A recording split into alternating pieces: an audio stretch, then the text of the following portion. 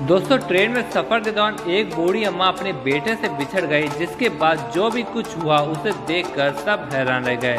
और बूढ़ी अम्मा को ना तो अपनी सीट का मालूम था और ना ही कोच का, तो वो जल्दबाज ट्रेन में तो चढ़ गए और ट्रेन के अंदर हर एक कोच में जाके अपने बेटे को ढूंढने लगी, लेकिन बेटा कहीं पर भी नजर नहीं आ रहा था। और वो बूढ़ी अम्मा बहुत घबरा गई, हर एक लोगों से पूछ रही थी कि क्या तुमने मेरे बेटे को कहीं देखा है कि नहीं, लेकिन हर कोई ना ही कह देता था। वहाँ से चली जाती थी, लेकिन किसी ने भी अपनी सीट को छोड़कर बूढ़ी अम्मा के लड़के को ढूंढने नहीं गए।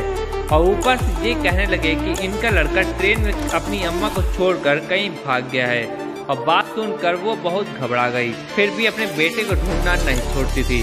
फिर ट्रेन में ऐसा कुछ हुआ कि सबको चौंका दिया, तो इस वीडियो को लास्ट तक जरूर देखना। फिर उस ट्रेन की पेंट्री कार में एक व्यक्ति पानी बेच रहा था और उसने उस बूढ़ी अम्मा को देखा, तो उसने पूछा।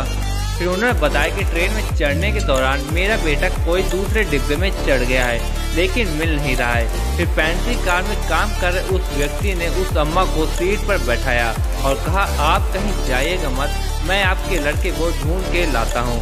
और हर एक कोच में पानी की बोतल बेचते हुए उस लड़के के नाम बोलता गया और इस तरह से उनका लड़का मिला। और फिर उनके लड़के को उस सीट पर भेजा जहां पर उनकी अम्मा बैठी थी, और इस तरह से ये दोनों एक दूसरे से मिले। इस पेंट्री कार वाले लड़के के लिए 1 लाख तो बनता है। और आपने कभी ट्रेन में सफर के दौरान कभी किसी की मदद की है कि नहीं, और कैसे, हमें कमेंट बॉक्स में जरूर बताएं।